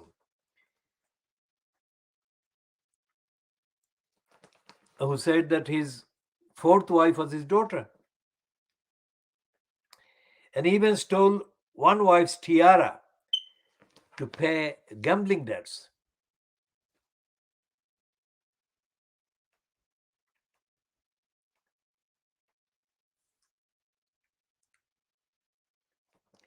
Okay, so the daughter-in-law of the womanizing Duke, seen in BBC One's A Very British Scandal, has told how he used to joke that his fourth wife was also his daughter.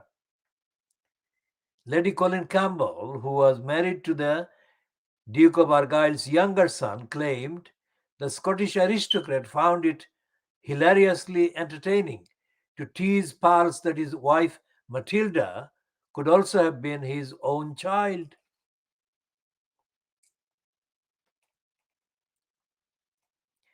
Lady Colin, known to millions as Lady C from the 2015 series of I'm a Celebrity, has lifted the lead on her nasty piece of work, Father-in-Law, played by Paul Bettany in the festive blockbuster opposite Claire Foy as the Duchess. And she also names the person she says is the headless man cited in the Duke and Duchess's infamous divorce case. Lady Collins, 72, said the real British scandal was that he joked that one of his wives was his daughter.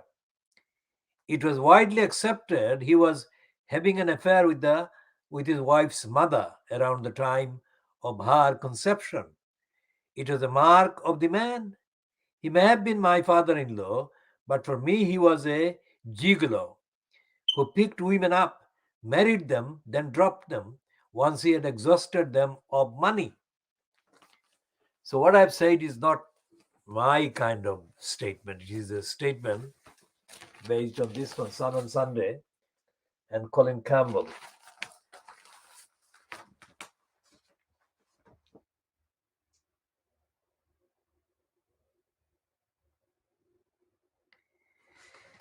And there are other pieces in the Sun on Sunday. I'll come to that series later. Now going back to Brick Lane and the role of George Galloway in January 2006.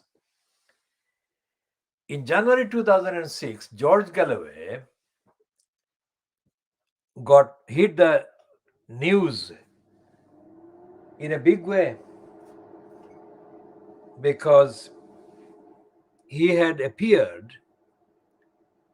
on the Celebrity Big Brother house in January 2006, hosted by Channel 4 television channel. Now, it was something that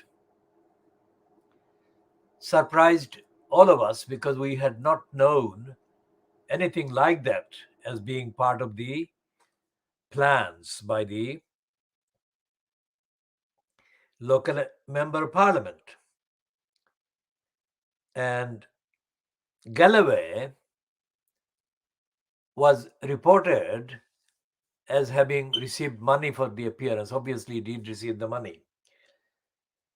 And the first thing that actually was said about his appearance was, of course, the fact that it was a kind of sleazy kind of program. But before long, he proved himself behaving in a way that was worse than the reported sleaze or sleazy characteristics of the program. And I shall see if I can find the representative images from that time of George Galloway behaving in a way that embarrassed and disgraced the post of MP and disgusted the majority of the voters in the constituency.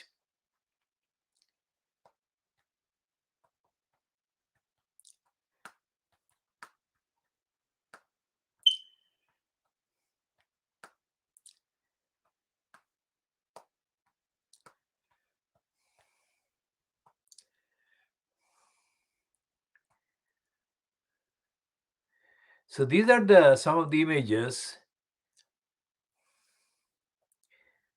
that are accessible of George Galloway appearing on that program. So these images are from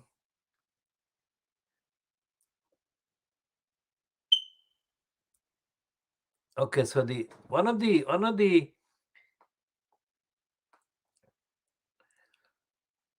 one of the captions reads, and the caption is on the telegraph.co.uk. Now I'll come to the connection with the Telegraph. Galloway loses respect. Now that is Galloway kind of doing that, kneeling or being on all fours before Rula Lenska on that program. And the Galloway loses respect is a reference on the Telegraph, by the Telegraph. At that time it was the Telegraph, because it was at least 2 years before it became known that the Telegraph became a bribing Boris Johnson graph. And this is the cover of the Private Lie magazine based on George Galloway's behavior. Says Galloway, Big Brother shock. It's a private eye magazine doing the cover of Galloway behaving as a cat on the celebrity Big Brother house.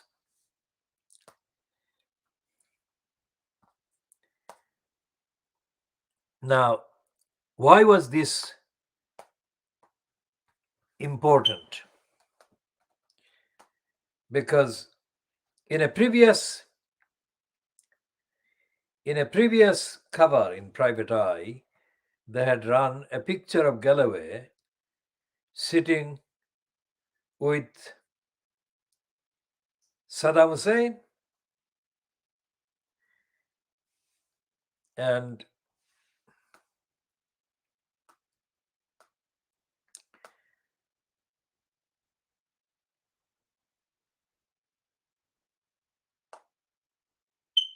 the supporters of the Daily Telegraph at that time combined with the supporters of Tony B. Liar at that time. Because Tony B. Liar was the one who had, as leader of the Labour Party at the time, he was the one that decided to kick George Galloway out of the Labour Party. Whatever the excuse was, that is what happened. And not long after that, the Daily Telegraph group reported that somebody had found some documents in Iraq after the Americans invaded that showed that George Galloway was involved in some kind of money or beneficiary kind of role he was painted as. So George Galloway sued the Daily Telegraph, and incredibly, George Galloway won the libel case. Now, the significance of that is that as part of the decision in the case, George Galloway received substantial amount of money from the Telegraph.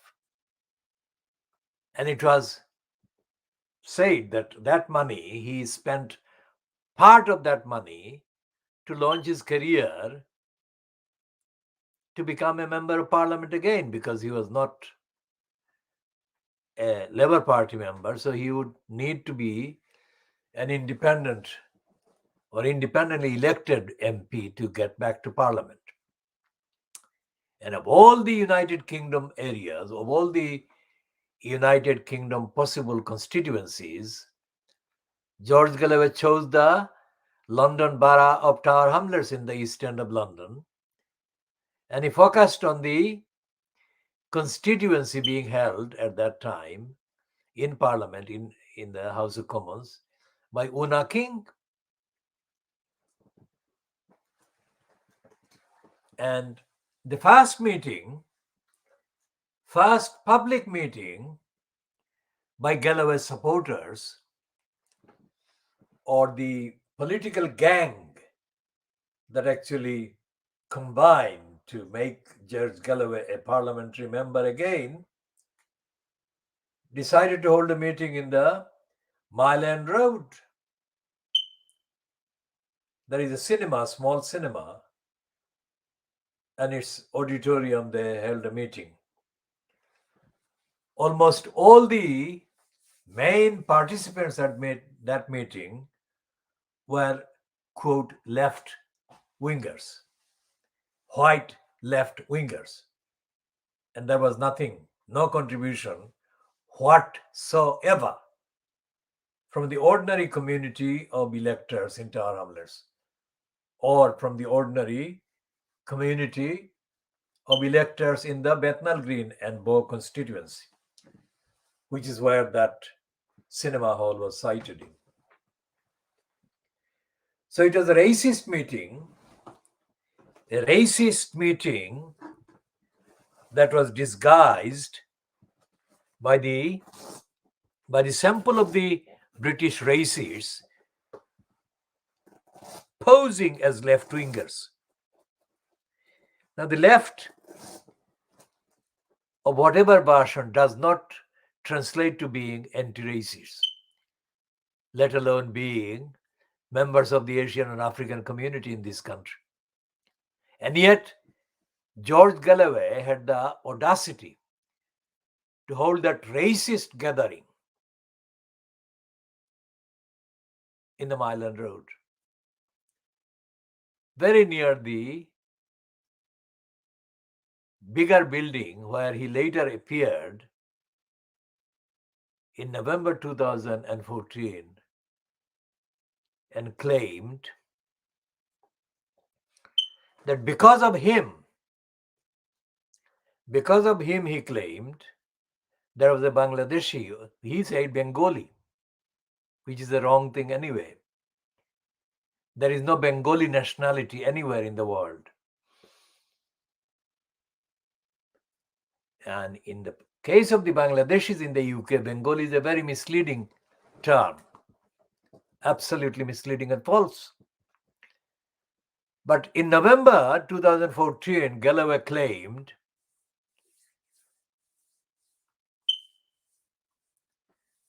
that because of him becoming, quote, elected at the 2005 general election, there was a Bengali member of parliament now, that is 2014, which he was referring to, the same constituency which was being held by a Bangladeshi born person. He said it was because of him that there was a Bengali MP at all. Now that was a brazen, racist and stupid assertion by Galloway.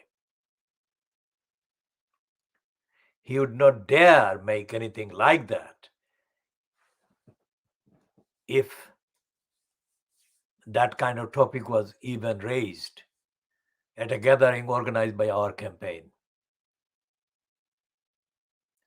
Because what happened after the appearance in the Channel 4 Celebrity Big Brother house and his embarrassing antics of pretending to be a cat before Rulalenska was that Galloway would have been replaced without any doubt as the local MP if a recall petition was reached. Because when he was in the Channel 4 program, a recall petition was being organized by Tony Blair's local supporters, Tony Blair's local supporters in Tower Hamlets, who took advantage of the fact that there was absolute disgust among the electors against Galloway appearing and doing that kind of stupidity on the television program.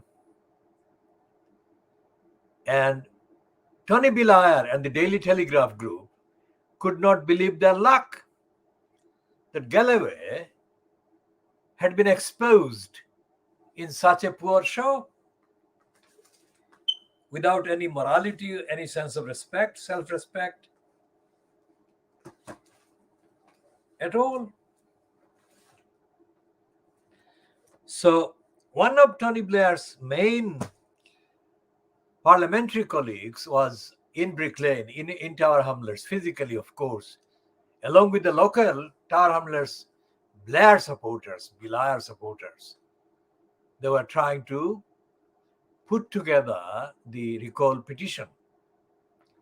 Now that meant that if they had got going with the recall petition against George Galloway, there would be absolutely no problem in getting a successful one, and Galloway would be out. So when we heard about all of these, we observed all of that against the background that nobody on behalf of Galloway's so-called Respect Party which is completely disrespectful to the local community, was able to make a public statement whatsoever. There is no record of anyone making any statement politically acceptable whatsoever, evidentially acceptable, morally acceptable, or recognizable. So what happened was that there was absolute silence from Galloway's side, while Tony Liar was having a field day by his supporters in Tower Hamlets, absolutely enjoying it. So when we found that out, we decided to stop it. So we stopped it.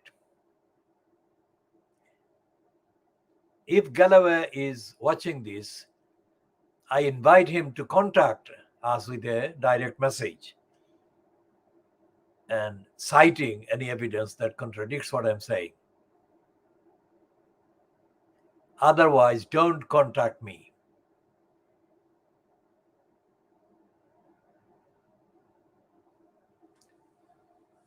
Galloway completely was going to be sunk, and there was nothing. There was no one from the Bangladeshi community. There was nobody from the so-called Respect Party, which didn't exist really. And there was nobody else. So we decided to put a stop to Tony Blair trying to have Galloway ousted from Tower Hamlets. So we organized a series of events, and first of all, it was 17th of January, we held a street meeting in Brick Lane, Hanbury Street, in which I gave the launching speech against Tony Liar and for democracy, for the rights of the local electors, to have the elected member of parliament represent our political demands and so on. As soon as I said that, a man from Brick Lane surfaced behind me and started clapping and started thanking me and so on.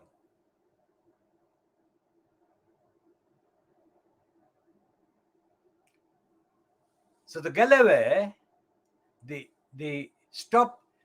kick Galloway out of Bethnal Green and Bow strategy that Tony Liar had already commanded began to be stopped. When I said that we shall campaign against Liar, and we shall campaign for local democracy, Liar took notice and his supporters in Tower Hamlets took notice. But George Galloway didn't know exactly what was happening on the ground. And he didn't know for weeks what happened. When he came out of the Big Brother house and he spoke to one of the local electors, he broke down, Galloway. He cried, and he cried to other people as well, not just that one who spoke to me. He wept because he was distraught with the amount of pressure that had been exerted against him by the supporters Tony Liar. So it was the KhoodeelaarTV campaign that defeated Tony Liar on that one as well. And we did that not to enhance the career of George Galloway, but to defend our community, our electors, and our democratic say against Tony Liar. If anyone from the Buckingham Palace is watching this or being told about this, here is the fact. We defeated Tony Liar. And we defeated him as early as 2006 while he was in situ. He was in place as the Prime Minister. And we defeated Tony Blair's chamchas, the agents, the stooges in the Bethnal Green and Bow constituency in Tower Hamlets. Behind the scene, of course, was among the orchestrators against George Galloway was, of course, Una King. She didn't have the moral courage to come out in person, identifying herself as being one of the people mobilizing to have Galloway ousted. But she was. But apart from the Khoodeelaar campaign, there was nobody else from any party, group, or mosque committee, so-called. There was no sign. 2006, January 2006. So we defended the constituency, defended the electors, defended democracy, and defeated Tony Blair. And the beneficiary, once again, was George Galloway. George Galloway had the right to call himself the MP, retained because of us. How dare Galloway forget all of that and claim, as he did in November 2014, at that meeting, organized to support a corrupt mayor, that it was him, George Galloway, who had enabled,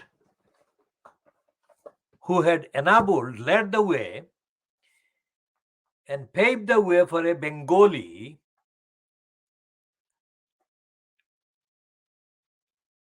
to become elected MP. How dare he?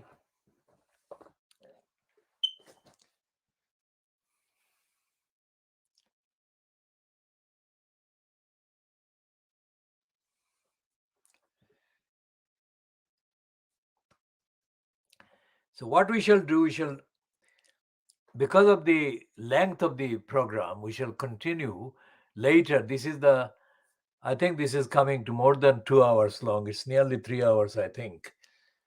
Nearly 3 hours, not necessarily 3 hours, but we shall continue in later programs